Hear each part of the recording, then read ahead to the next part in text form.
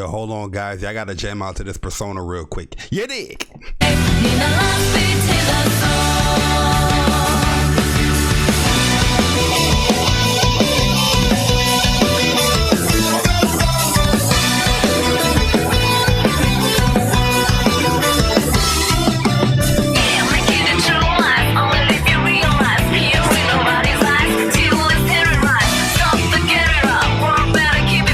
Yo, the truth. Enzo Machiavelli, what is good, man? Jam out to this persona real quick. I'm grooving.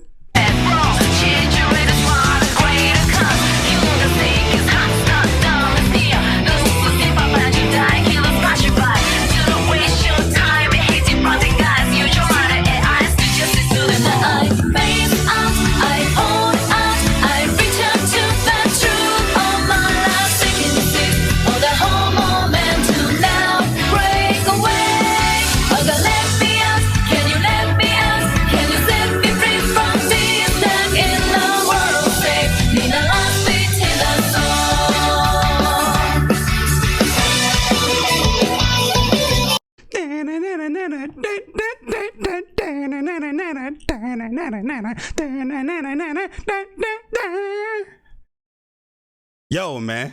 Yo, listen, I need to get this gaming setup done. You know what I mean? I need to get this green screen. I need to get this professional cam. And when I get that stuff, yo, you're gonna see how your boy J Bar be grooving. I be grooving, guys. Listen, there's one thing I love. I love video game music, man. I love it to death. Like, yo, I swear, like, I can listen to video game music all day. Fighting game music, you know, RPG game music. I can just listen to it all day, man. Do you guys ever get into that flow where you just listening to like video game music all day? Like, there's times where I'm at work, yo, and I'm bumping fighting game music all day, man. Like the song that you guys, the little OT, the OST that you was listening to before the Persona 4 one. That was one of my favorite fighting game, you know, themes with Jin. Jin, one of my favorite fighting game characters. Jin Kisaragi, and that's his theme right there, man. Lust Sin 2. If you guys want to listen to it, check it out. There's two versions of Lust Sin, by the way. The original version, Lust Sin 1, and there's Lust Sin 2. Both of them is great. Both of them is great. But yo, welcome everybody. Welcome, yo, Enzo Machiavelli. I see you, man. The truth, I see you out here, man. What is good?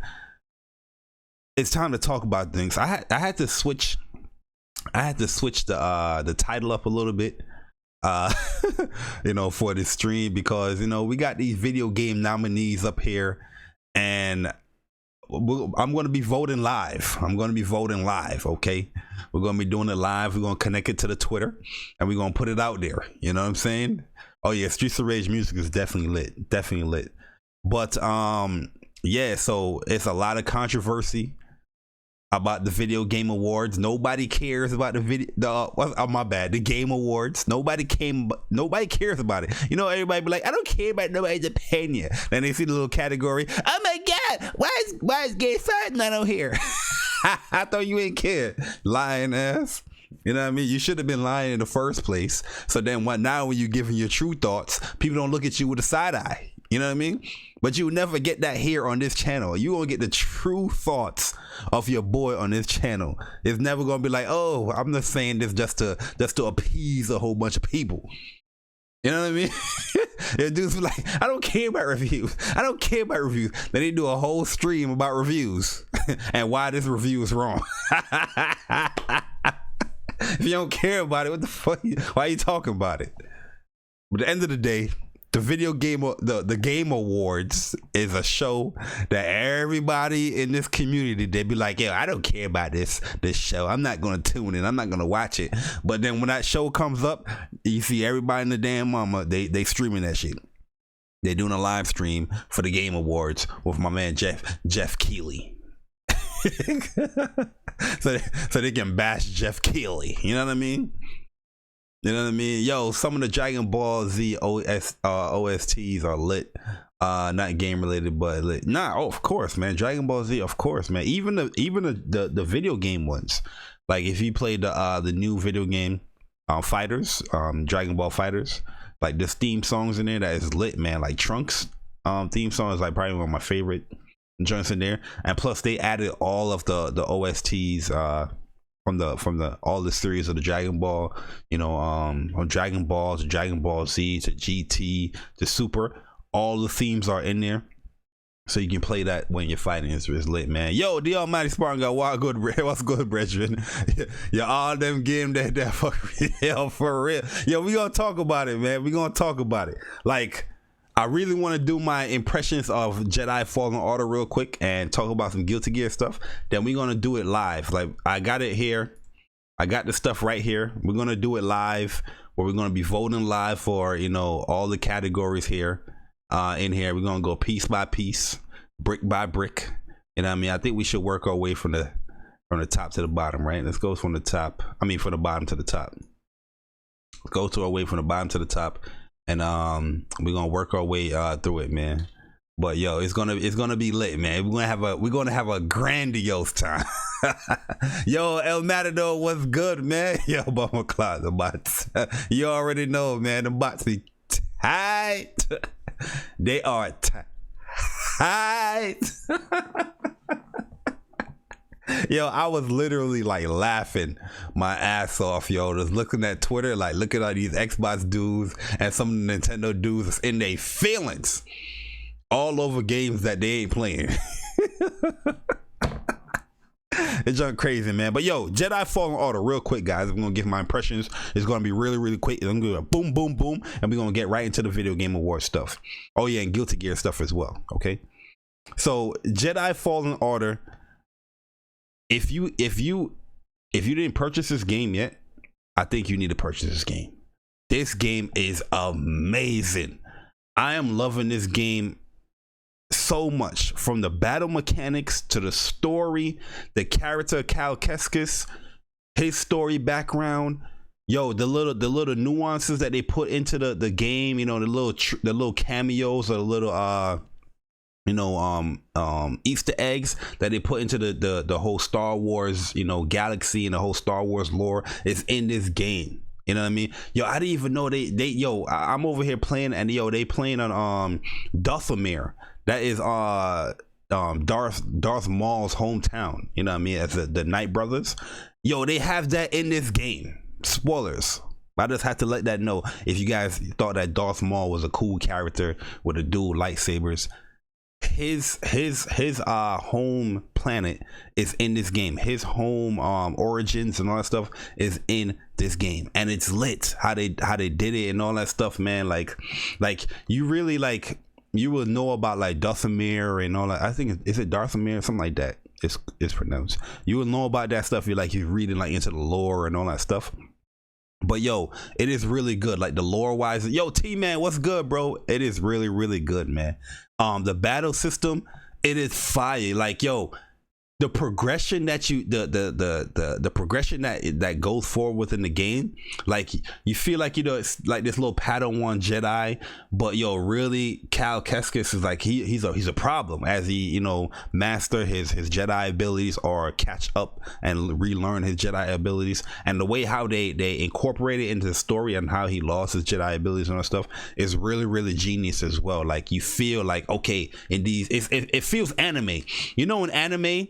Like, you know, when your protagonist is going through like yo, you think he's gonna lose, right? He's like, damn, he is getting his ass beat. How is he gonna beat this bad guy? There's no way he's gonna beat this bad guy. Then you see a little background story, a little background image of him in his home, in his hometown, and then it's him with his family, and you getting this thoughtful, you know, feelings. You getting, oh my god, you get feeling all this sympathy, and then all this tragedy happens, and then he remembers all his abilities and all that stuff. Like, yo, think of this game and how he learned his Jedi abilities again, just like how Demon Slayer did it when Tanjiro did his Breath of the Sun ability in episode 19. How he did that ability in the game, I mean in the anime, when he was fighting against the spider guy, the upper moon guy.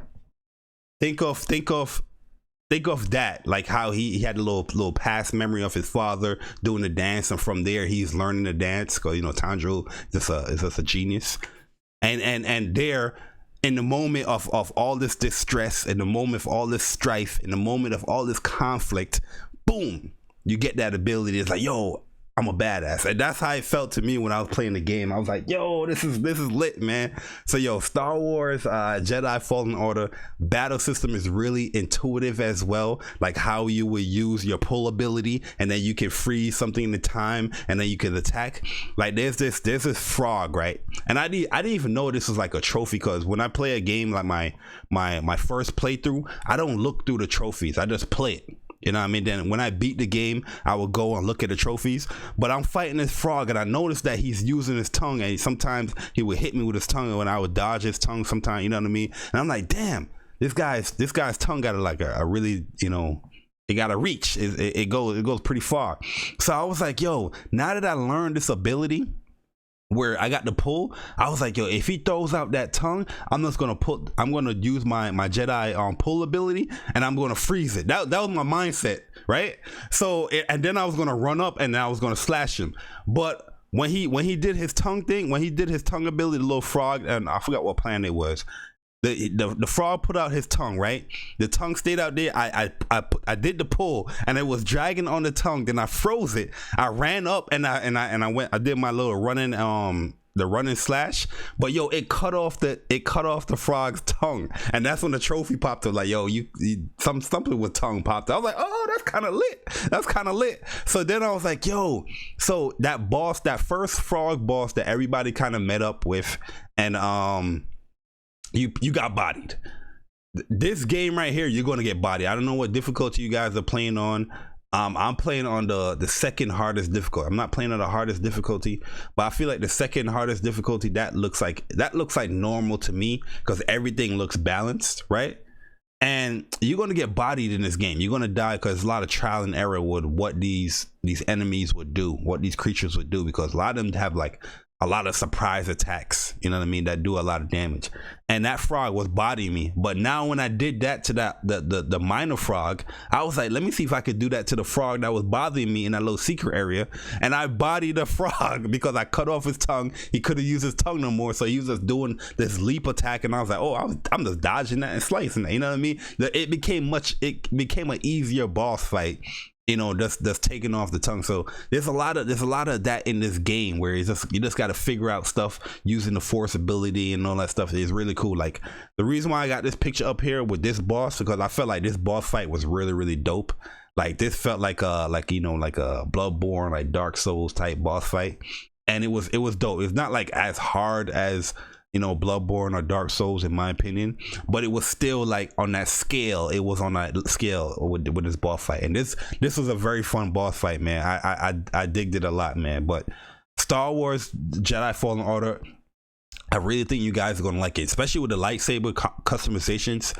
That is really dope. You know what I mean? They have all the crystals in there, so you can customize your own crystals. Well, you're gonna get to a certain level in the story that you can do that stuff with. Really, really, really, really dope, man. Respawn, they really did a great job with this game. They stuck to the Star Wars lore. They didn't go forth yonder with it, you know what I mean? Did their own little thing. They kept it simple and clean, you know what I mean? Instead of these Marvel movies that just be picking away and going super far off with all these characters that was already created within all these comic books. Respawn, they actually respected the lore of Star Wars and the things that is being done in Star Wars, and it just added upon that with their own story, and I'm totally for that, man. But this game right here, it is lit. And yo, I'll tell you, the actual lightsaber customization, you're gonna love it, man. You're gonna love it, yo. And the traversal in this game too, fire. Like, I was playing Death Stranding, but I said this on many podcasts, is that, yo, I'm enjoying Death Stranding. Don't get it twisted. But I was way more excited for Star Wars Fallen Order than Death Stranding. So I put Death Stranding down, and I'm gonna beat Star Wars, and I go back to Death Stranding. You know, that's just what it is. That was my mindset before these games even came out. You know what I mean? I said that on Persona podcast. I think I said that on like Sick podcast and all that stuff. Like, Death Stranding was never on like my anticipated list. You know what I mean? It caught me by surprise on how good it is. But Star Wars was on my anticipated list. So when that game came out, it was like, yo, you're gonna sit down for a second. You know what I mean? But I think you guys should pick up Star Wars. It is really, really dope. If you want that difficulty, you're looking for that difficulty in a game, you're going to get that here. You know what I mean? I'm not saying it's the most difficult game in the world, but this game is not an easy game. It is not an easy game, especially when they mix up the stormtroopers. Like, you have your regular stormtrooper, then you have your commander, then you have their dudes with the electric batons, then you have the dudes with the staff with the, you know, electric stuff. They will mix them up. Then they will mix up the dudes with the fire, the flame troopers.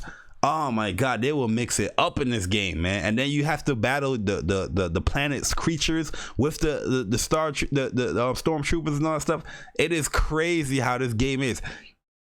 Yo, it is really dope, man. I'm telling you guys, if you guys love Star Wars, if you guys just looking for a good game, minus the Star Wars stuff, this game is great. But if you're into Star Wars, that's just you know, icing on the cake when it comes to this game.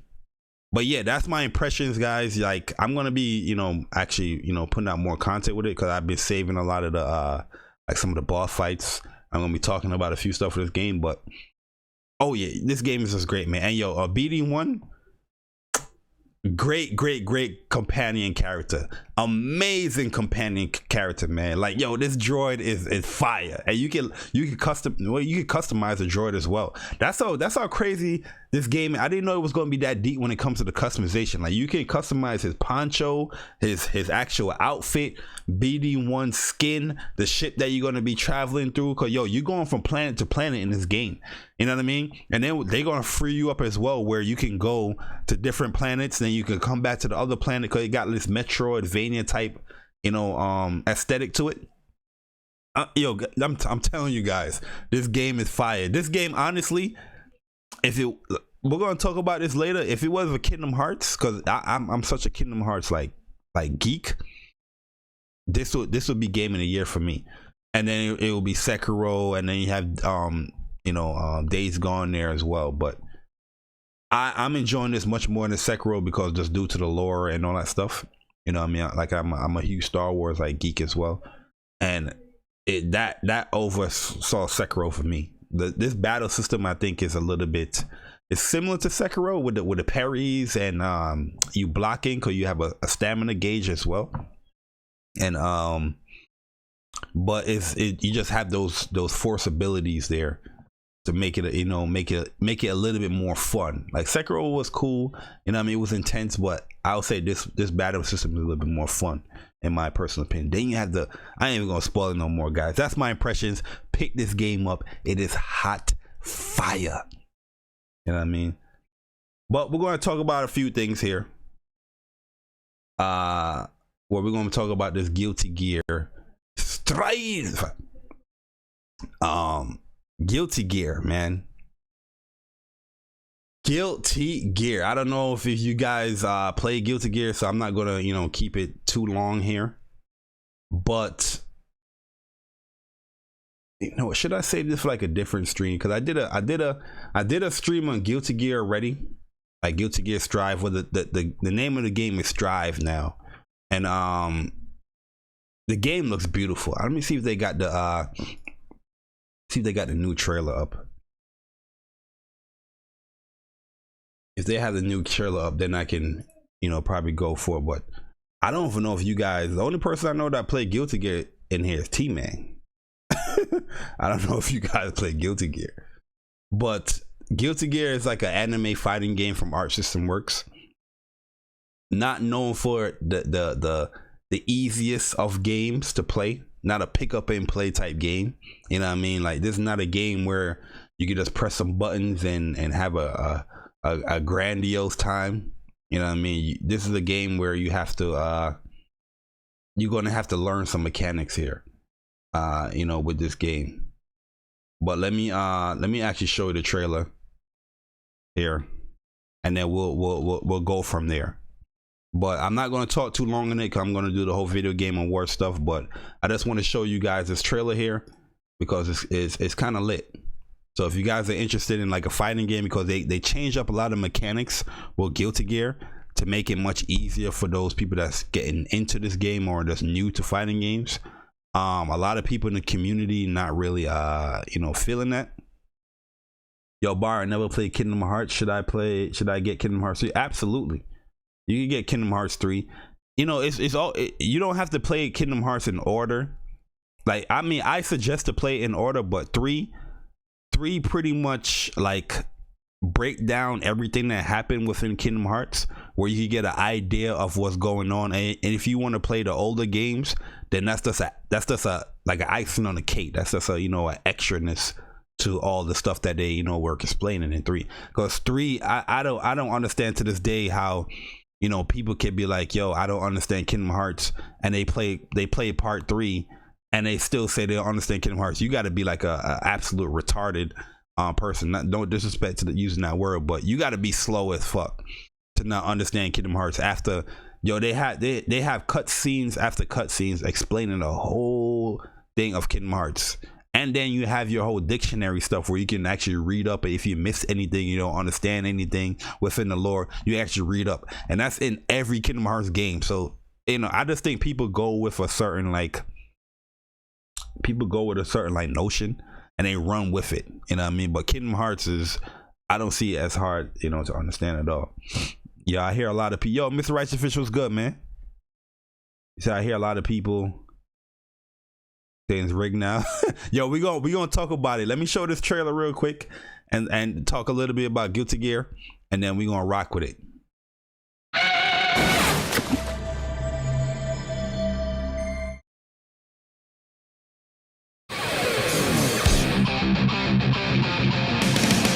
I know who I am. The moonlight lake called me.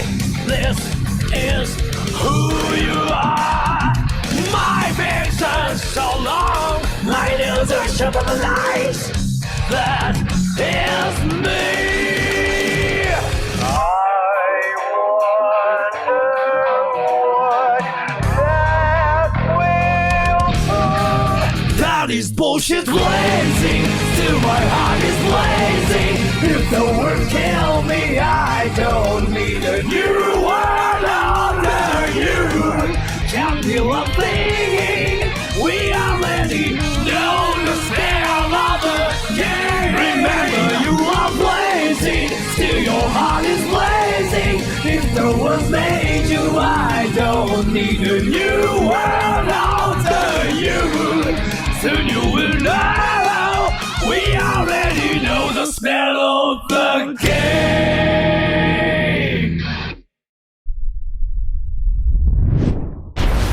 StrIVe.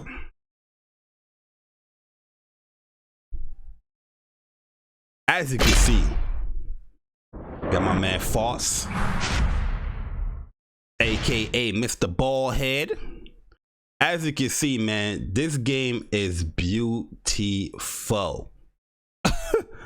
Guilty Gear, yo, Arc System makes some of the best looking fighting games ever, man. Like they fighting games are. Look at this. Look at this fighting game. Look at that. Look at that. This is his 2H, by the way.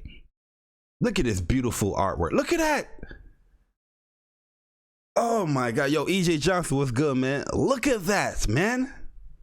Jesus, this game is beautiful. So that's Soul Bad Guy. This is Kai. I'm gonna be maining Kai in this game because I think Kai is gonna be OP in this game. You know what I mean? Because a lot of the changes that they did with this game, it still can fit Kai's structure. I still don't see like split seal. There's certain things that I don't get with the Gatlings and all that stuff, but we're gonna explain a lot of that in a later time. But I just want to give a general gist of this game, just to, you know, put the awareness out there that this game is, if you never played like Xrd or Revelator or Revelator 2, you know, it's a very difficult game to get into, but this game is gonna be a much easier game to play. That's a Roman cancel. So Roman cancel is you pretty much can cancel any normal. You can cancel a special. So he canceled his 236 kick. That's his slide. So he canceled this move right here. So he's already in hit stun, and he canceled it to extend the combo, so he won't, you know, fall down. So you Roman cancel, spending meter, and you Roman cancel to extend the combo, which is going to do here with a DP. So stuff like that in Guilty Gear is known for since the, you know, the dawn of time. but see another Roman cancel there. They changed up the Roman cancel mechanics to make it much easier. You know what I mean? Before it was a whole bunch of Roman cancels where, you know, in XR they added like the purple. That's a wall splat. Counter hits is crazy. Pot arm buster. Chip look like he's gonna be good too, man. So that was 6P. 6P looks like the properties is much different though. You see the knockback on 6P. So I don't know if you can. Normally in Guilty Gear, what for the longest with Kai, you can use 6P into 2H. That would be like a jump cancelable air combo. But here, like the knockback on this 6P looks kind of crazy. Or no, there's no dead angle, so that's his 6P. What was he doing? What was Axel doing here? Boom. Wait, was that split seal? Sorry guys, I gotta see something. Oh no, that's his new move. That's his two 1-4 slash. But yo, this game looking beautiful, guy. I'm just putting aware. Hopefully I get to the beta with this game, like the closed beta they having. But if you guys ever play Guilty Gear, I think this is a great time to get into it because it's gonna be a much easier game. But I'll do a stream of Guilty Gear one of these days again, just to show off this game and put some awareness there. But you know, they just announced the name for the game, Guilty Gear StrIVe. Guilty Gear is a game that I always loved. That's you know, one of the characters right there, Foss. And I just want to let you guys know that if you guys are interested in getting to a fighting game, go cop that. You dig? Yo, what do you think about the announcements with what do you think about Street Fighter 5 Champion Edition announcement? I think it's good, to be honest with you.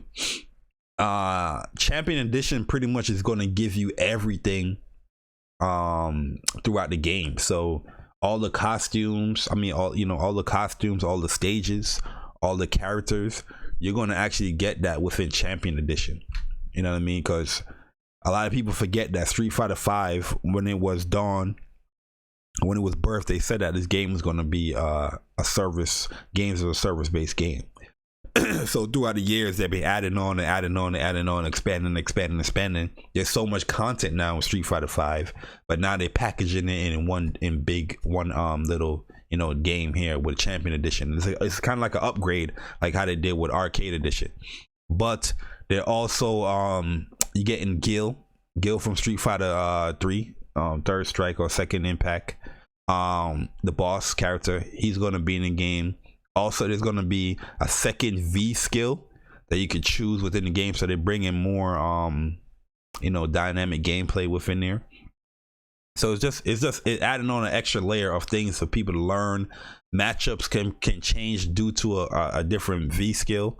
You know what I mean? A different V trigger with that different V skill. A matchup can change. So normally a typical bad matchup would probably be a good matchup now with that V skill being available there. So we'll definitely see how the meta of that game is going to be. But I think Street Fighter 5, much as people hate on it always been in kind of like a good place as far as like popularity.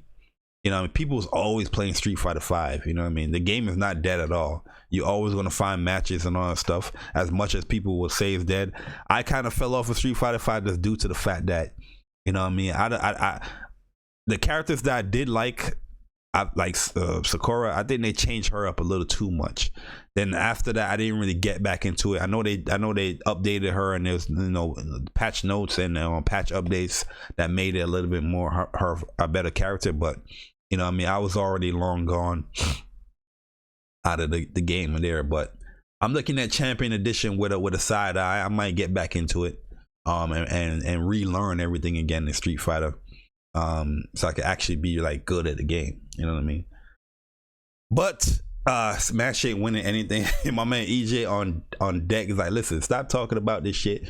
Talk about what I want to talk about. I'm gonna put my comment in here regardless. But I feel you, EJ. I feel you, man. We're gonna talk about these video game awards, man.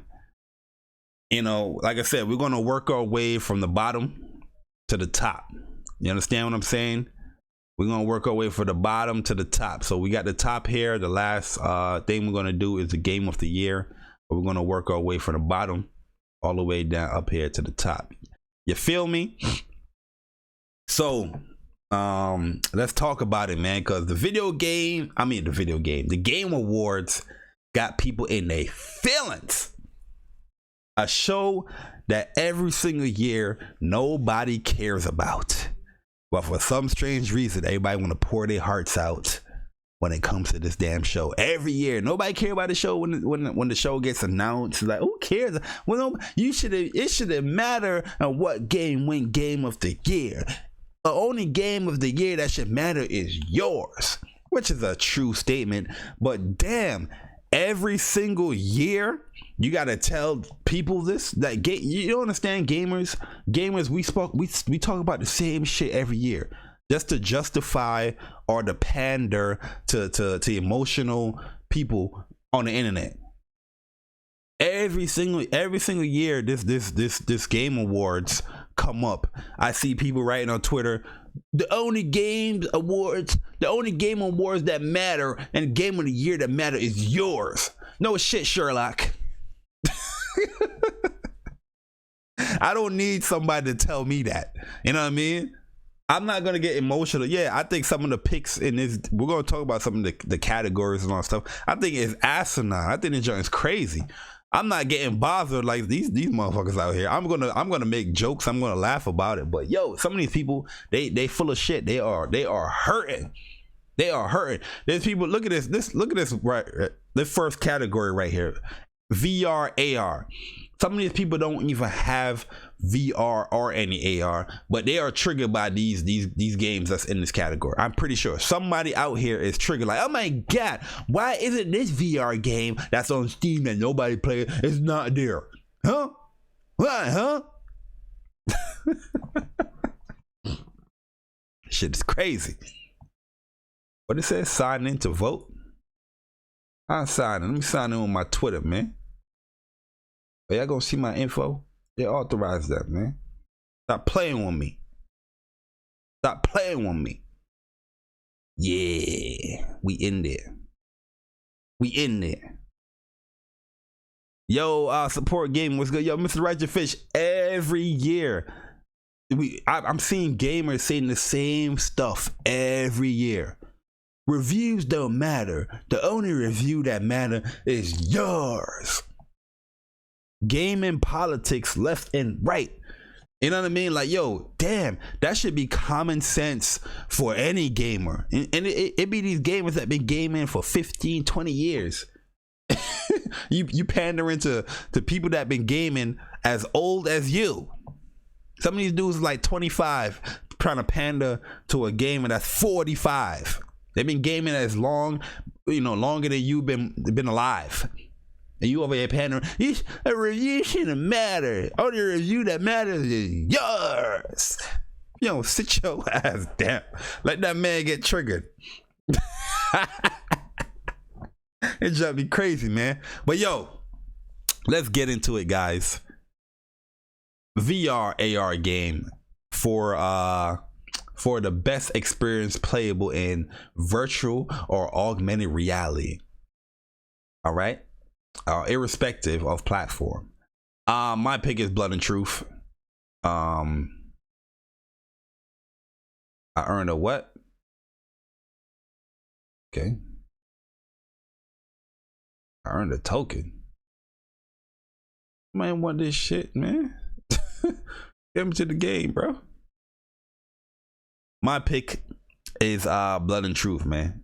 Yo, the Game Awards is fixed. Just like WWE. Oh yeah, that's a fact. Yo, this is definitely fixed. But who didn't know? Who didn't know this stuff was fixed? Like these games are put in these categories by a group of people that are developers. They are game journalists that they put their stuff in the game. They put these games in these categories. Like, you know what I mean? Like Trover Saved the World. I got this game, I haven't started yet.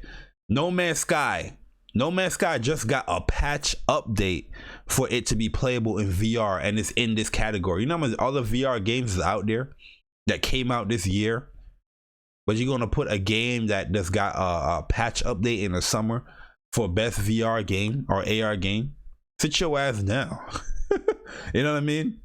I bet you Sean Murray is in this freaking panel here of which games go in these categories. All right, so next pick up here, we're going to have strategy game. Best game focused on real-time or turn-based strategy gameplay, irrespective of platform.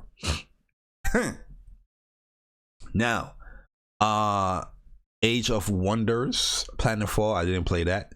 NO, I didn't play that. Fire Emblem 3 Houses, I haven't played that yet. Total War 3 Kingdoms, nope. Tropico, nope. Wargroove, I heard Wargroove is really good, but I haven't played that. Just off of respect here, I'm gonna pick Fire Emblem. Oh, can we share these? Yeah, share these too, so we can trigger some people on the internet. Let's trigger some people. You know what I mean? Yo, why I get congested when I stream? I don't understand that. I'm over here when I'm streaming. I'm not sick, but yeah, best strategy game out here. That's what I'm gonna pick. Is this another game here? Oh no, other game. Okay. But yeah, I'll play Fire Emblem one of these days, but I haven't played it yet. I haven't gotten to it. Sports and racing game for the best traditional and non-traditional sport and racing game. This category here, I really don't think you should be mixing sports and racing together. You know what I mean? There's enough racing games out there. There's enough sports games out there for you to have separate category. I think this is just lazy, and this is just like purposely done because they don't really care. This tells me that you guys don't really care about these two genres. The people that's on the panel for this game awards, they don't care about sports or racing games. You know what I mean? To lump these two together with all these games that's out there, like racing game that's out there. You just had freaking Need for Speed come out. You know what I mean? I don't look at all the sports games now. Madden, NBA. You have two soccer games in here. You know what I mean? Like, this is just lazy. You have two soccer games in here where there's a basketball, a baseball, a football game out here, but you're gonna put two soccer games in this category for sports and racing game. And there's only 5 games in here. This have 6. You know what I mean? Where this giving me a scroll icon that just in case if it had 7. You know what I mean? Yo, Players United Gaming, what's good, man? I don't get this junk. Like, there's so much games out here. There's so much games in this category, sports and racing. You put 2 genres of games in here, but you shortchange it with 2 soccer games and 2 racing games and 3 racing games. What about Madden? What about NBA 2K? What about WWE? What about MLB? Yo, come on, man. This is why this show, everybody looks at it with a side eye. I can understand why everybody look at it side eye. You know what I mean? That's because, like, this don't make any logical sense. Like, we understand who is on this panel, but you still gotta ask, like, yo, really, who is on this panel? But anyway, I'm giving it to Crash. I'm giving it to Crash. But this don't make no damn sense. 2 soccer games is in sports and racing category. 2 soccer games with MLB The Show, Madden, NBA 2K, WWE out there. I'm probably missing other sports games. Crazy. Music and score and music for outstanding music, inclusive of score, original song, or licensed track, or licensed soundtrack. Candace of Hyrule, I heard that was pretty good. Death Stranding got a really good one. Devil May Cry 5 was really good. Kingdom Hearts is amazing. Sonoray or Wild's Heart, I never played that, but yeah, Kingdom Hearts is definitely my pick. Kingdom Hearts soundtracks is always amazing, and honestly, like this whole soundtrack for this game, I will sit down and listen to it like all day, every day. You know what I mean? Death Stranding is pretty good too. I never really listened to. I heard this one was pretty good.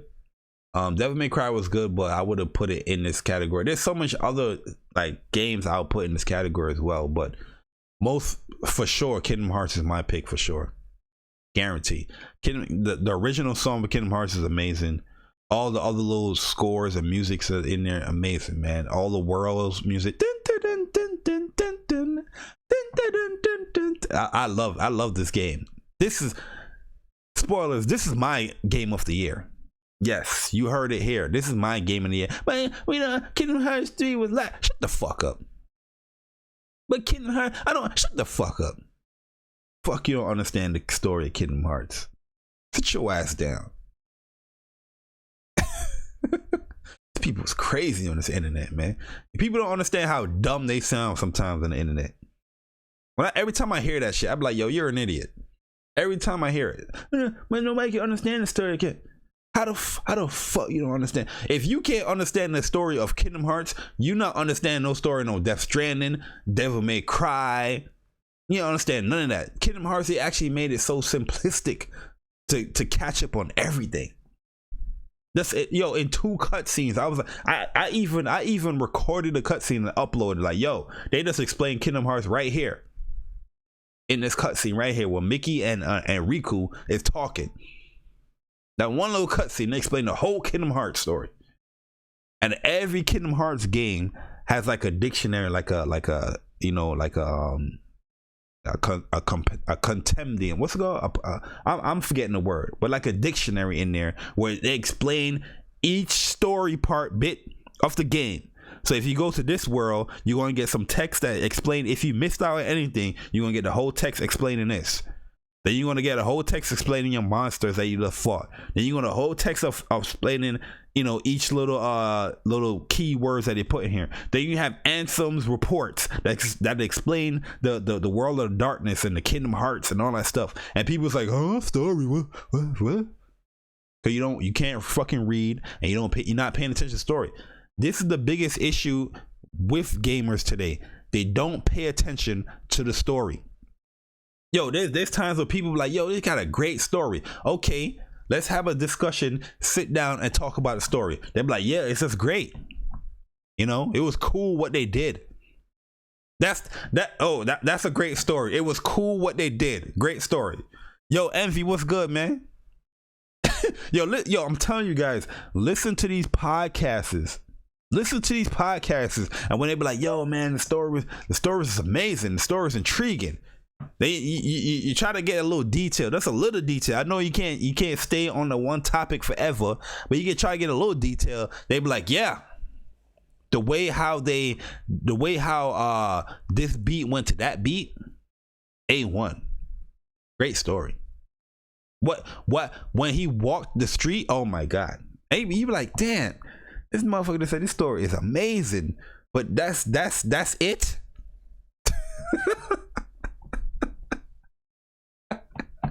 They don't pay attention to the story, yo. I'm telling you. There's times where I just ask questions about certain things, and people get triggered at me. This is why a lot of people get triggered at me, because I ask questions. I be like, yo, so what did you like about the story? What do you dislike about the story? Then I ask the question like, so you understand what this means, right? And they be like, yeah, I understand what that means. So I'm like, how do you understand the story if you understand this part? How you don't understand the whole general gist of the story, especially when it comes to Kingdom Hearts? My bad for my little Kingdom Hearts rant, but I just think people are fucking dumb. They go off of this notion that, you know, they hear from probably their favorite YouTuber that Kingdom Hearts, the story is convoluted, which I can understand. You know, if it was back in the day, because back in the day you had to play Kingdom Hearts on multiple platforms.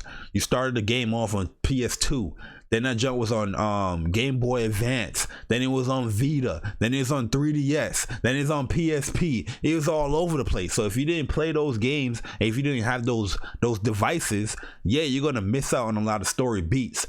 But when the Kingdom Hearts 1.5, 2.5 came out, there's no way people should be confused with Kingdom Hearts story. when you have everything in this one little bundle. You know what I mean? Fortunate I did have all those devices because I love that game. So I was like, what? On the GBA? Oh, I gotta play Chain of Memories. What? On the PSP? Oh, I gotta play Birth by Sleep. What? On the 3DS? Oh, I gotta play 358 Days Over 2. What? 3DS? Oh, I gotta play Dream Drop Distance. What? On this? I gotta play this. That's how it is. Sometimes. That's how it was. But you got a nice little package, and motherfuckers be like, huh? I don't understand the story. Play the rest of the series. Go by game. Understand the game by game instead of trying to understand the whole overarching story. And the things that people that the issue that people do, they sit down and they watch too much fucking YouTube. Because when people explain Kingdom Hearts story, there's a lot of story beats that people go into their own self interpretation. Which, you know what I mean, that you can interpret this because you got to get to the next game before you get that reveal. You know what I mean? So you're going to interpret certain things like this way, and they get confused within people's interpretations of certain things, and they take that as concrete or that's the lore. But they ain't played the game. Just watch it on YouTube. You just watch it on YouTube. You still ain't understand the game. How dumb are you? Anyways. Role-playing game. I'm going off on a rant, guys. I'm sorry. Best game design with rich player character customizations and progression, including massively multiplayer experience. I don't know why you're putting an MMO type game in here. You know what I mean? These people at this Game Awards is dumb as fuck. This game is nowhere new. You just put Final Fantasy 14. They had a new expansion that came out, but just having Final Fantasy 14, not even Realm Reborn, they ain't put none of that. This is just laziness expansion. This is another expansion. There's so much RPGs that came out, man. There's so much RPGs that came out. You have 2 expansions that you have on here. I didn't play this game. Final Fantasy 14 I've played. Kingdom Hearts is definitely my pick. Kingdom Hearts is my game of the year. I didn't revote that. But Kingdom Hearts is definitely my game of the year.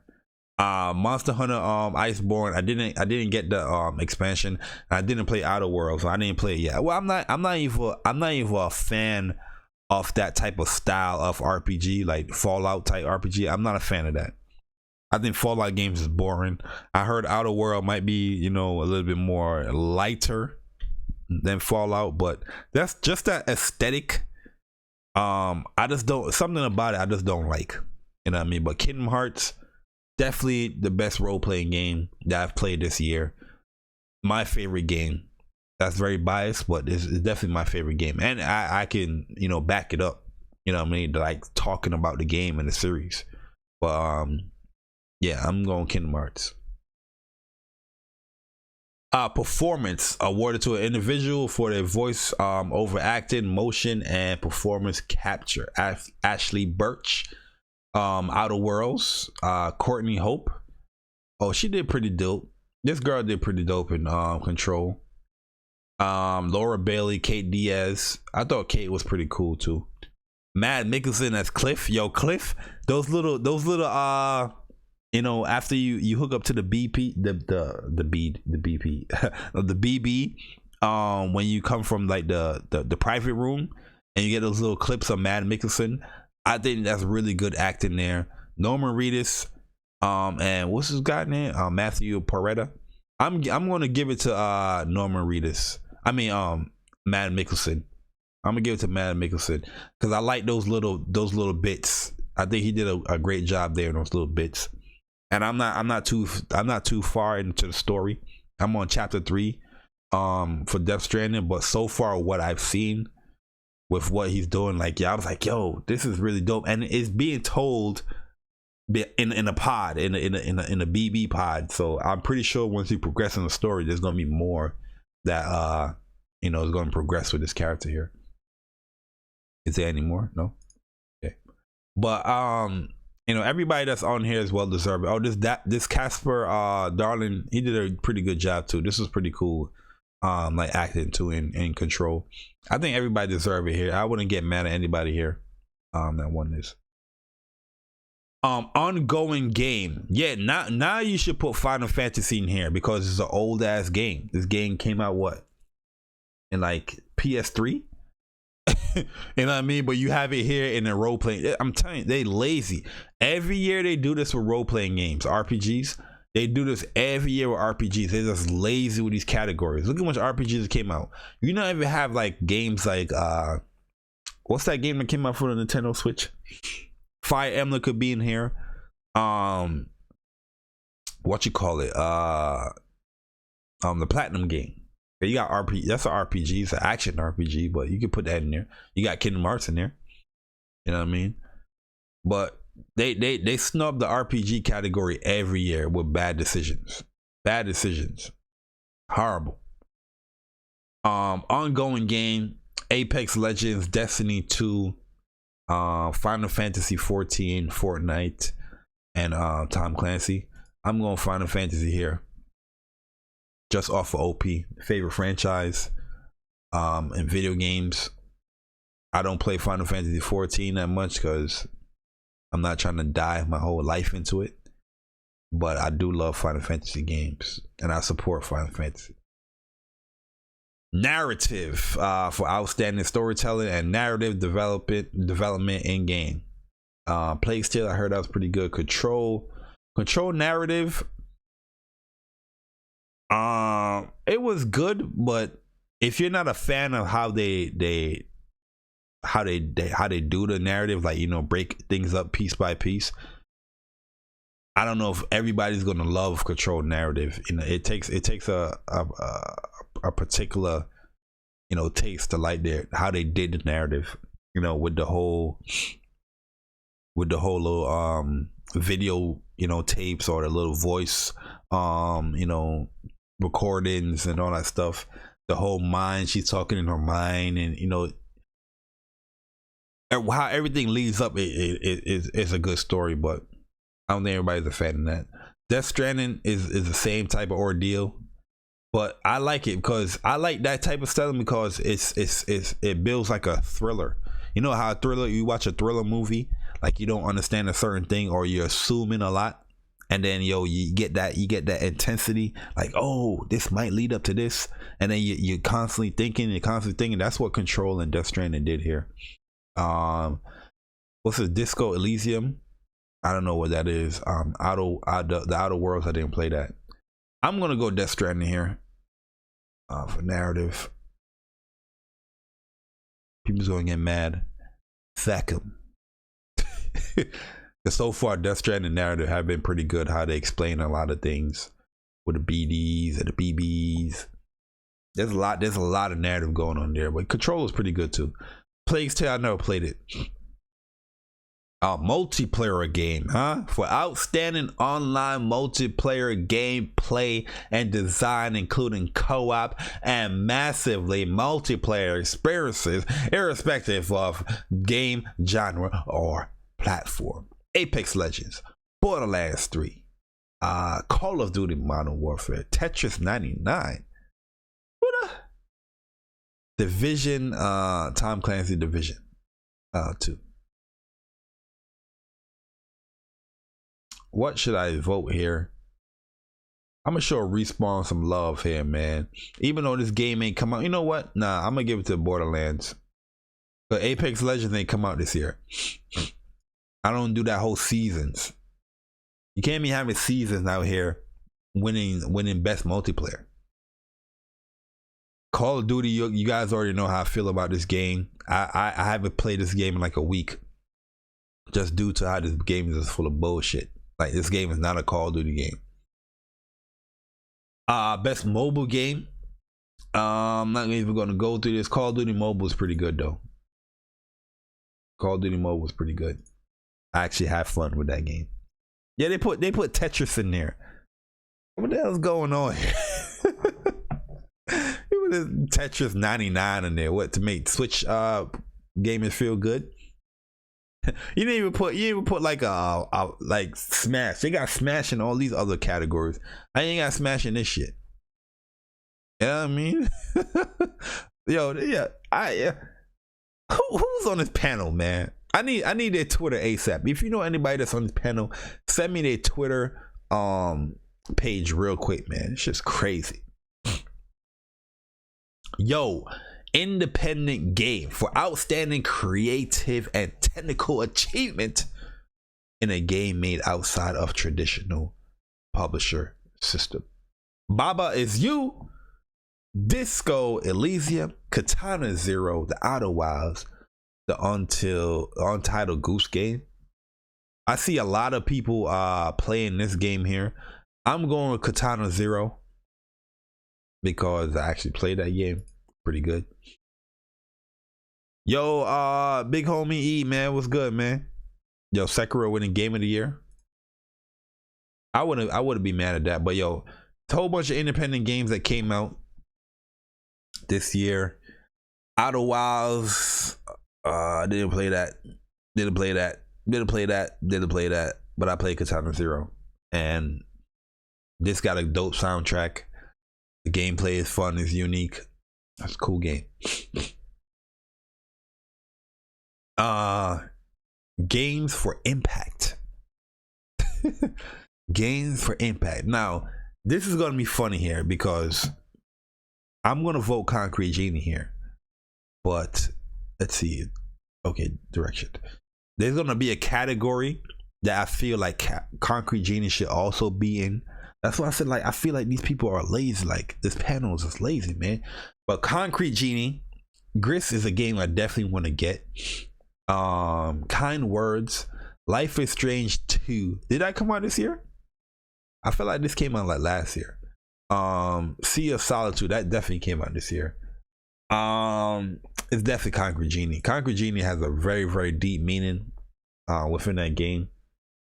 People should definitely go and play it. I think you will come out really enjoying that game. It's pretty good. Yo, Resident Evil Remake is your game of the year. That's what's up. I ain't played Resident Evil Remake. I'm not a fan of Resident Evil. They can remake that shit how much they want. I'm not a fan of it. I've never been a fan of Resident Evil like that. But I hear a lot of people like it, so I'm not gonna knock people on that.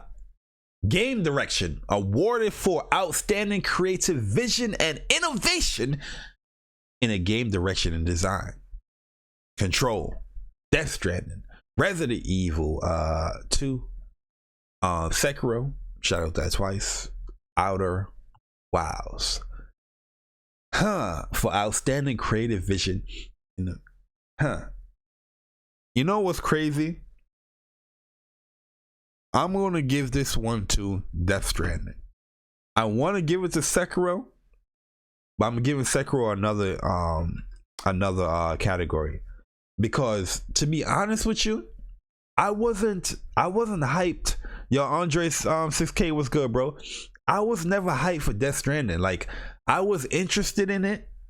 I was gonna get it because I do like Kojima as a developer. You know, I love the Metal Gear Solid series. You know what I mean? That alone was sold me in the game. Like, you know, I really love his games, you know, that he made before. But this game right here, I wasn't really like anticipating it. But after playing it, like the creative vision is way different than a typical video game. Like, the action in this game is not necessarily like an action in any of these other games. I never played Outer Wilds, so I don't know what this game does.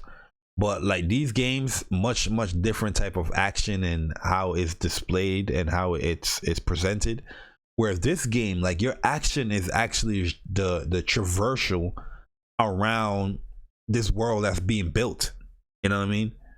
The creativeness with this game is something that we've seen before in other games, like, you know, like in like a Souls type game, how, you know, Bloodborne, you know, people can leave like notes and little clues here and there and stuff like that. That's done here. But yo, in this game right here, it is much more impactful.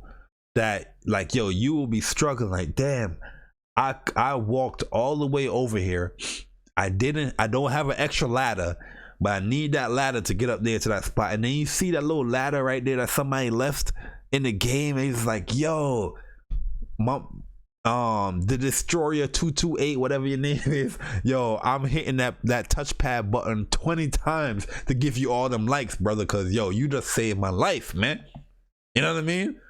It's just crazy, like how this game is, like it's really good, man. Like I really got addicted to playing this game, because once I hit chapter 2, I was doing all the side mission stuff. Like I was delivering packages. I'm going through BD areas. You know what I mean? BT area. I say BD. BT areas. You know what I mean? I'm going through the what's it called? The moles or the mules. I'm going through those guys. You know what I mean? I'm delivering these packages, man.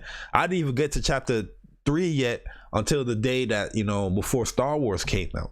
And that's when I stopped playing the game, because Star Wars, I was just more anticipating that. You know what I mean? But this game right here is very addictive for a game that is not really that action based. I know you get guns and you get, you know, weapons and all that stuff later on, but just how the game opens up and how addictive you get to it, like I feel like best direction, he definitely needs to win that. So, you know, for somebody that wasn't really anticipating the game like that, you know what I mean, just looking at the reviews and, you know, listening to some of these reviews and reading some of these reviews, I was just like, damn, the way how they're describing the game, it does sound boring. You know what I mean? Because everything I don't like about a game, they are describing here. But when I played the game for myself, that's when I was just like, oh, this is pretty interesting, man. Like, this game is pretty good. Like, this game is pretty good out here, man. I think I'm gonna continue playing. Why am I getting stuffed up, guys? I'm not even sick. I don't know. One man Andre said, yeah, I gave every vote to Death Stranding in this category. I love the game. The moment I start playing, yeah, you know what I'm saying, yo, like real talk, dudes thing where you like really BSing when we say that, but yo, the game is good, man. The game is really good. I'm not saying like a masterpiece or anything, but I'm really enjoying it. What is this? A fresh indie game? What is this? Recognizing a new independent studio that released its first game in 2019. You already got Outer Wilds in here. In any direction. Why is it in here again? They must really like this game, huh? Outer Wilds? I'm seeing this game all over the damn place. This game too, Disco Elysium. Well, Gris looks really cool. My Friend Pedro was a good game. I like that game too. What the hell is going on here?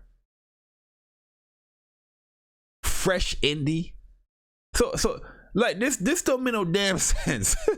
So what are you trying to say? Like this game, this independent game can be in here if it didn't come out in 2019?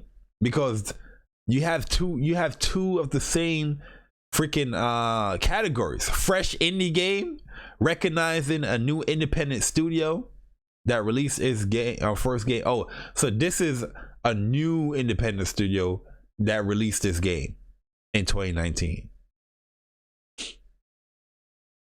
I'm giving it to Dead Toast Entertainment. Those are my fellow Media Molecule people. Don't make no damn sense, man. You got two independent categories. What the hell is going on here? fresh indie game. Come on, man. This is another category that's very disrespectful. But when I think about it, not that much fighting games did come out this year. This game did not come out this year.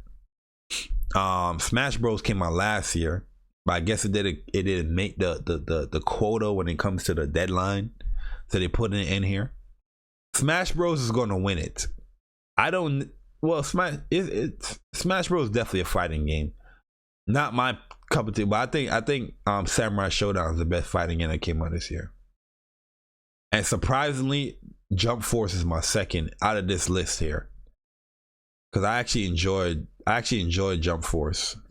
You know what I mean? I know people bash it and all that stuff, but the actual gameplay of Jump Force is pretty fun. There's a lot of cheap stuff that goes on to it, but it's pretty fun. But when it comes to like a pure fighting game, Samurai Showdown is definitely the best game in this category here, in my personal opinion.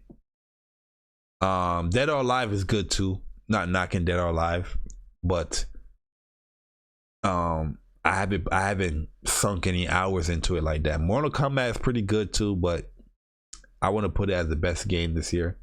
I think the game, it might almost hit its pinnacle, just due to, well, I can't say that because they just released a new variation for characters.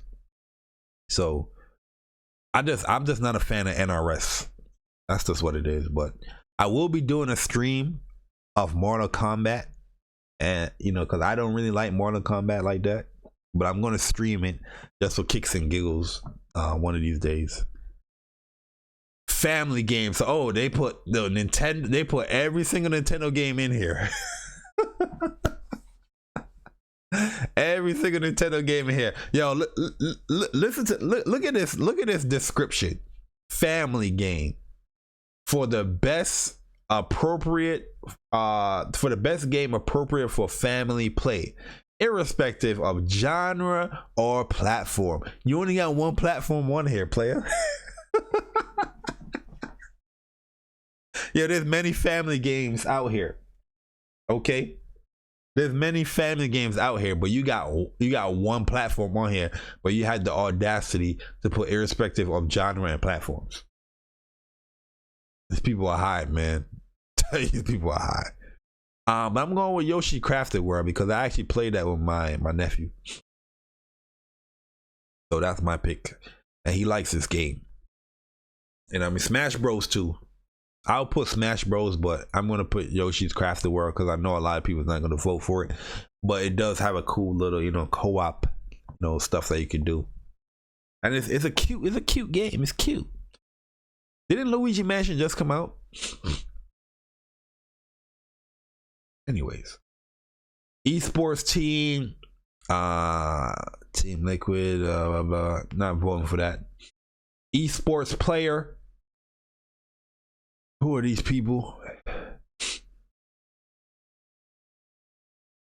don't know any of these people. I don't see nobody I know. Not voting for that. Esports host. Oh, Golden Boy. I know Golden Boy. He's pretty cool. I'll vote for Golden Boy.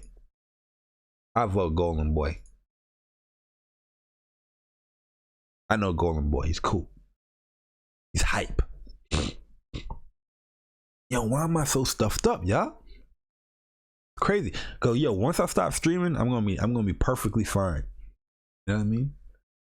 Esports game of the year. So esports got its own game of the year, huh? For the game that delivers the best overall esports experience to players, inclusive of tournaments, community support, and content update, irrespective of genre or platform. Well, the only game I could really see myself really watching here is Overwatch and Fortnite. But I'm gonna go Fortnite here. A lot of people hate on Fortnite, but I think it's a pretty good game. And it does require a lot of skill. I don't play Dota. I'm not saying that those games don't require any skill. But from what I play with Fortnite, it requires some skill. Esports event, Evo, baby. Come on, man. I don't have to read the rest of this list. Evo. The only one well, let me see what's the rest. I did watch something like Fortnite Cup. I did watch some of that, but I didn't stay long. But Evo, I sit back, relax, get my popcorn, get my snacks, and I'm watching Evo all day. Evo is my pick. Esports coach. Who the hell is? Team Liquid. Moving on here. Content creator of the year for a streamer or a content creator who has made an important and positive impact on the industry in 2019. Courage. I know Courage. Dr. Lupo. I don't know who the hell is that. Ewok. I heard that name, but I don't know who that is. Grigif FG. Oh, Shroud is in here. So Shroud is a COD player that I watch as well. I don't really find Shroud entertaining though. I don't find him entertaining. I vote Courage. I don't know what the hell is this shit, man, about tokens. I vote Courage. I think I don't know any of these dudes. This dude might be a Fortnite player that's looking at his hat. You know what I mean? Oh yeah, look at his shirt, Fortnite. He might win it. This dude right here might win it. But Shroud might win it too. Community support. Recognizing the game for its outstanding community support, transparency, and responsiveness. Final Fantasy. I know Destiny 2, a lot of people gonna vote for that as well. But I'm going Final Fantasy here. That game has been being played since PS3, getting updates and updates and updates, and people are actually generally happy with his expansions and stuff like that. So can't knock that. Audio design. Ooh, Call of Duty's up there. Call of Duty should be up there, yes. Audio design, recognizing the best in-game audio and sound design. Call of Duty Modern Warfare should definitely be up there. Control was another one that's really good. Death Stranding is another one that's really good. Gears is pretty good too, man. The clicking and clacking and the zoom of the saw. Didn't play Resident Evil. Sekiro was pretty good too, but Sekiro is a game that you don't really go off of like the sound. I guess you could go by the sound of like how a enemy would attack. They probably make a certain sound, but the sound didn't really. I can't really think of anything that was really like impactful when it comes to the sound in Sekiro. But off the rip, Call of Duty. I gotta give it to COD on this one. As much as I don't like this game, the sound design, the audio design in this game is A1. Just from the gun shooting, from the quote unquote footsteps. You know what I mean? How things sound different, like when you're in a building and outside the building, is very, very noticeable. Like where a gun is shooting from when you hear it in this game. So yeah, I'm gonna go with Call of Duty here. I'm gonna go with Call of Duty. All right, art direction. So yeah, this is one right here that I feel like Concrete Genie should be in here. You know what I mean? I don't know how a game that pretty much emphasizes itself on the art direction. You know what I mean? You're actually creating art. They made it so people can create their own little murals and their own little masterpiece. How the fuck you're not in the art direction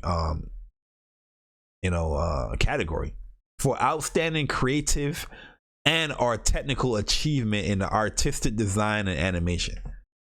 How the hell is Concrete Genie not in this category? You know what I mean? Like, I can understand, like, when it comes to like the animation, I can see Death Stranding and Control being there. When it comes to like the art direction, I can see Death Stranding there too. But some of the vistas in Death Stranding is just beautiful, man. When you climb up to the top and you see that stuff, man, it's like wow. And then you see the detail of how everything looks within that world is wow. Gris looks pretty cool. Sayonara Wild Hearts, didn't play that. Sekiro is another one. The art direction is really, really beautiful. And Legend of Zelda Link's Awakening, the art direction is really beautiful in that game as well. Sekiro was really cool because how the blood look. It didn't look how regular blood look. It was very artsy. It was very like orange and magma looking. I really think Sekiro World was beautiful. When you think of like a From Software game, you don't really think of like, wow, it might look good. Like Bloodborne to me is a great looking game as far as the detail and how they did the buildings and, you know, the actual environment, how creepy it looks. But I want to say it's beautiful. Sekiro is a beautiful game to me. Climbing up them buildings and looking at, you know, everything that you just, you know, travel through.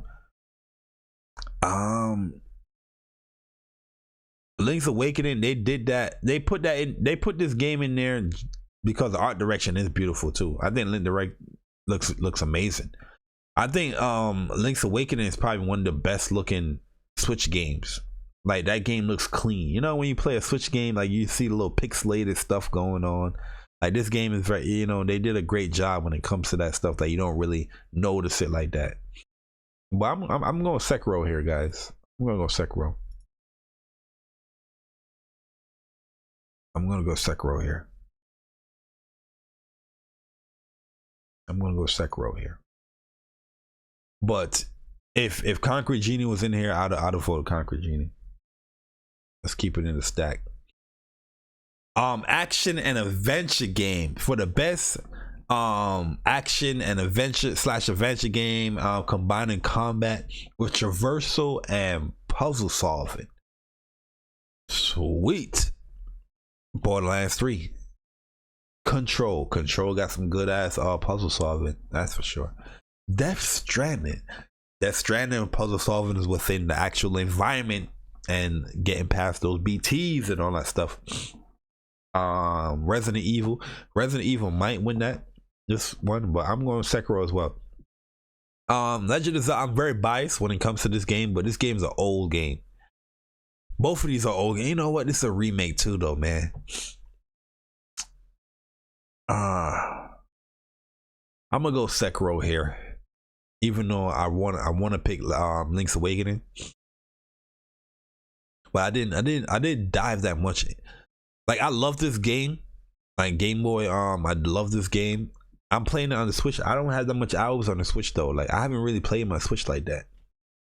So I got way more hours in Shadow Die Twice.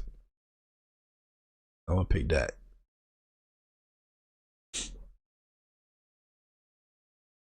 If you guys vote Death Stranding in this category, you guys are being very biased. You know what I mean? You're not being objective at all. But at the end of the day, it's your vote. You know what I mean? You do what you do. I gotta put yes because they keep saying it's duplicate. All right, action. What?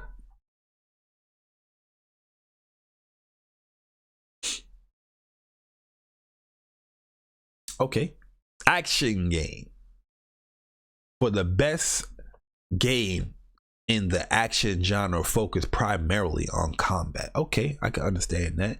I don't know why Call of Duty is in here, but it's definitely Devil May Cry 5 for me. They got Apex Legend in this motherfucker. Like what? They got Metro in this joint. Yo, where the hell is Kingdom Hearts? Where the hell is Oninaki? Those are action games too. The action RPGs, just like Astral Chain. But what the hell is going on? How is Call of Duty Apex Legend in here? How is Metro in there? This game is slow as hell.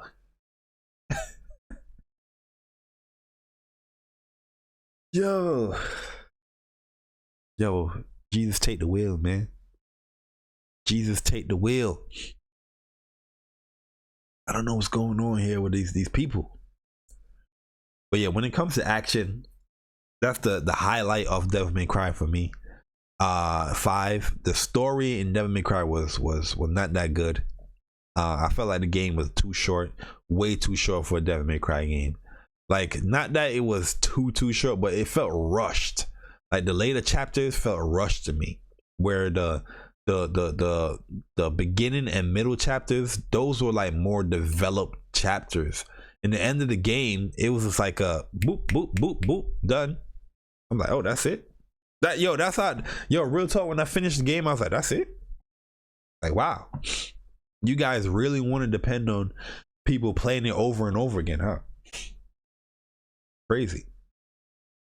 All right, so now we're here. Game of the year. You guys already know my game of the year is Kingdom Hearts 3. And yeah, that's my game of the year.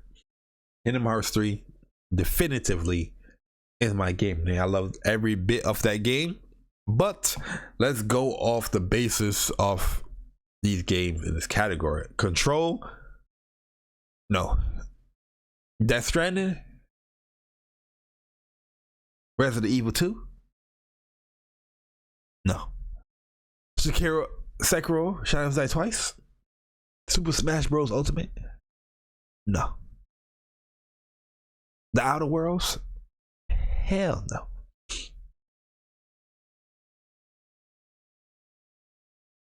It's a very, very hard pick for me between Sekiro and Death Stranding here. But I'm gonna go with Death Stranding. I'm gonna go Death Stranding here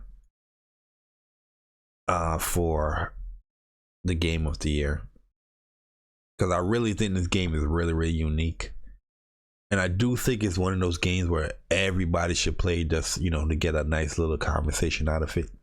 It's the game is just too unique, man. It's too unique. Like, real talk.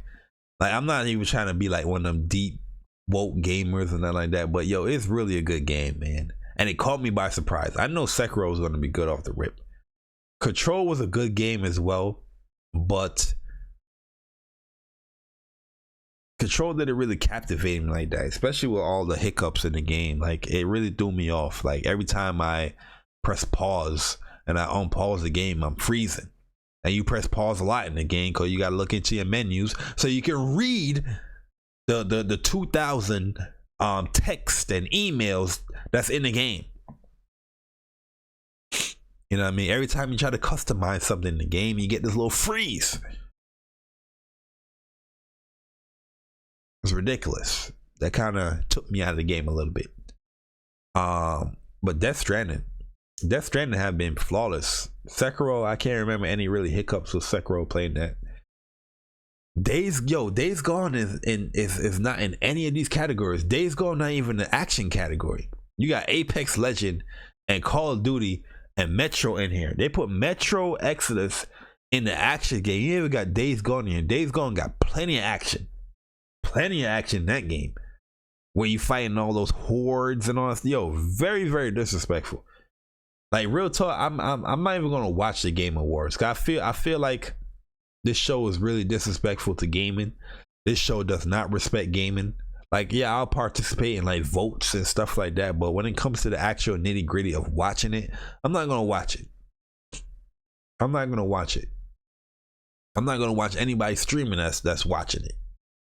You know what I mean? I just don't want to support this damn show. Just going through all these categories, I just feel like they disrespect gaming. No respect towards gaming when it comes to this Game Awards. None. You know what I mean? Like, I'm not saying that Days Gone have to be your game of the year. You know what I mean? Days Gone is one of my favorite games this year, yes.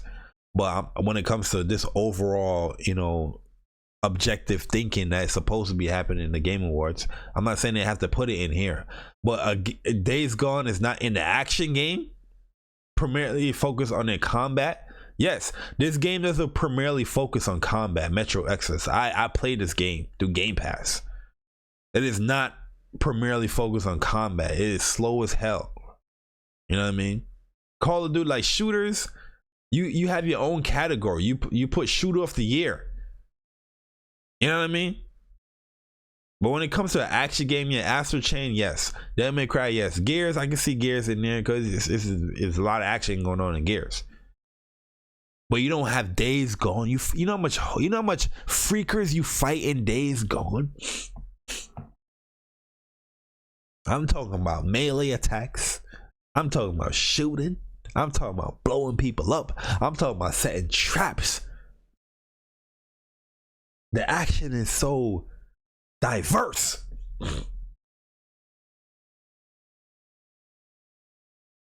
And you don't have it in here? Very disrespectful. Gaming, man.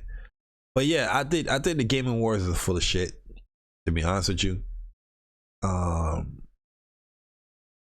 I use, like, before I would tune into these shows because of the world premieres that's there. But this one I'm not gonna watch. I'm just gonna fall back and wait for YouTube to upload all the world premieres and just look at Twitter and see how people react to a show that they don't care about. You know what I mean? But what he said here, support gaming. I don't know what he said. Yeah, support gaming, deleting Mortal Kombat winning. But I don't know, man. I don't know. I'm just not gonna support no Game Awards. I think they full of. I think this Game Awards is full of shit. And I don't know what Jeff Keighley got on his docket of voters, but it's full of shit.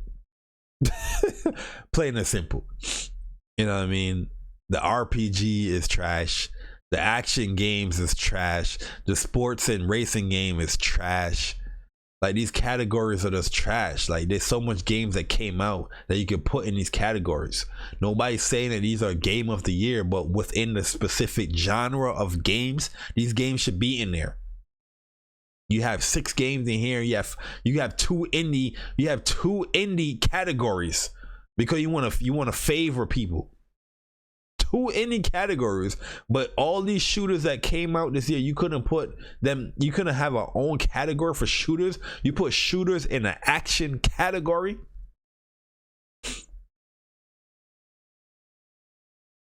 Esports team.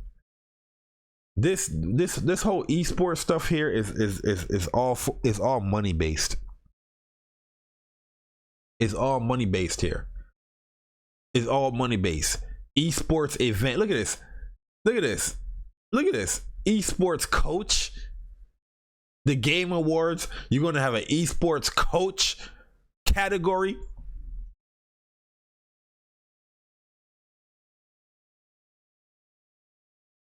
Who the hell care about an esports coach category?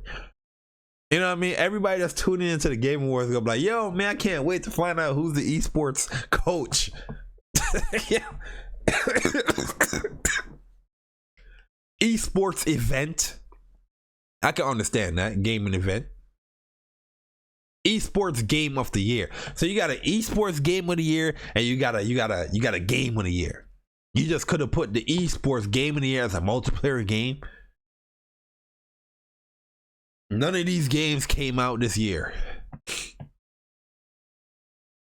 Esports host. Like, who are you catering to? This is obviously the people that's bringing in the bang for the buck here. You know what I mean? Where their ad revenue is gonna be coming in through here through the sponsors that they could get. You know, with these esports hookups. Hey, it's all about building bridges. My man is really doing Death Stranding with this Game Awards here. Jeff Keighley. He is Hideo Kojima right now because he's trying to build these strands with these people so he can fund his award show. Because esports host, esports coach, esports game of the year, esports event, esports player, esports team.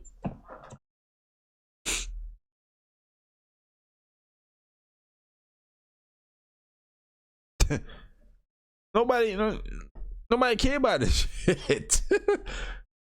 You know what I mean? Then you have fresh indie game presented by Subway. I didn't I call it? I told you. Some of these categories in here they put in here just for these sponsors so they can fund this show. I'm gonna show you another BS one. Where is it at? Another BS one. Sports and racing game. Then you have two soccer games in here. What the fuck is going on? You got 2 soccer games in here. All these games that come out here, music is score game. You got 5 games in here. You couldn't even. There's so much good music that came out here. Bullshit. Multiplayer game. You got games that didn't even come out this year. Tetris 99 didn't come out this year. Apex Legend did not come out this year. Borderlands came out this year. Call of Duty came out this year. The Division came out this year. Division 2 came out this year. You can put so much other multiplayer games in here, but you got Tetris 99, a game that came out I did last year, and Apex Legend. Apex Legend came out last year too, in multiplayer game category. You have an indie category, then you have another indie category presented by Subway.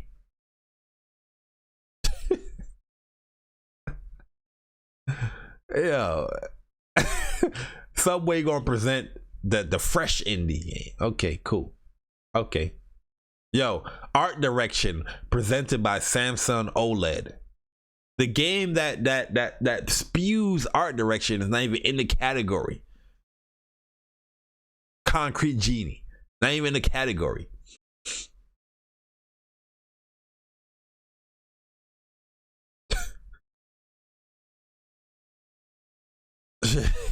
Shit's crazy, man. Shit's crazy. But anyways, that's my thoughts on the game, the game awards. I'm not gonna support this damn shit. I'm not gonna support this show. I'm not supporting it. I don't have no issue with Jeff Keighley, but I don't know who's the panel on his thing.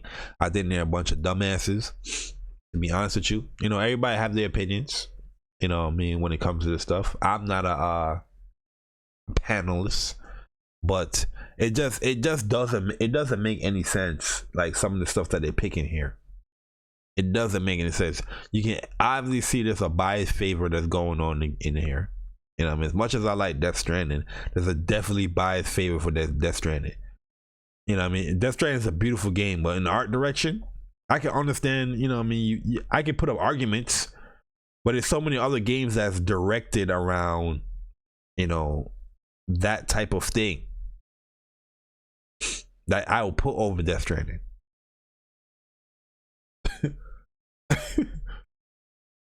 Anyways, man. Oh, before I head up out of here, guys, I want to let you guys know about you know, the online arcade. You know, we have a Matcherino up. The Matcherino is in the description. So we're going to be having a tournament, Crossburst 5. This is going to be our 8th overall Blaze Blue Cross Tag Battle tournament. But we just have a Matcherino up for those people that want to support, like the participants, like the winner. You know what I mean? You don't have to do it if you don't want to do it, but it's just a way for people to better, you know, understand what we do here. So if you head onto our Matcherino, I'll post a link real quick here.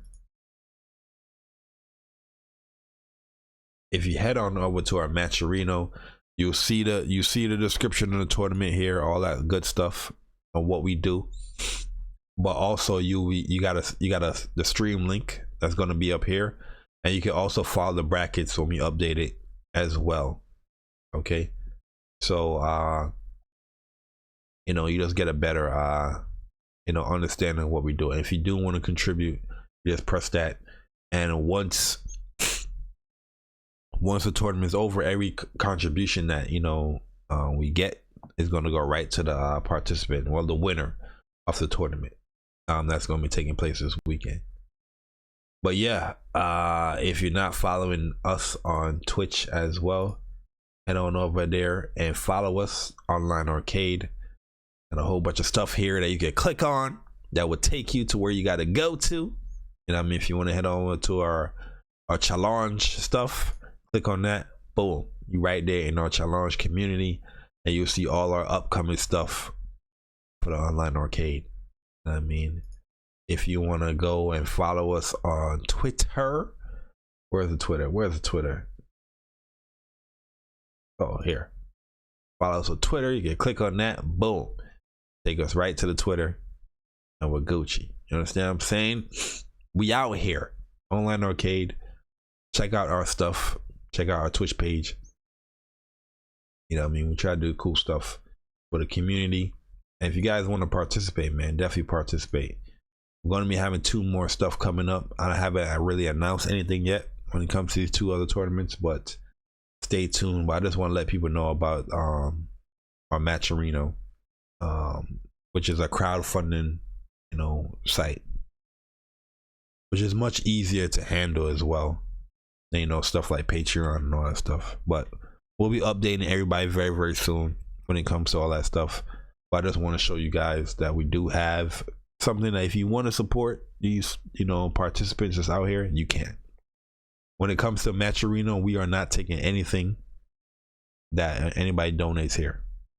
It goes right to the participants. All right, but I'm about to get up out of here. I was playing Star Wars before I played this, but you know, I'm tired. I'm about to lay down, watch some Disney Plus. But I'm about to get up out of here, man. Your boy Jay Barry. Hopefully you guys enjoy your night. I'm gone. Deuces.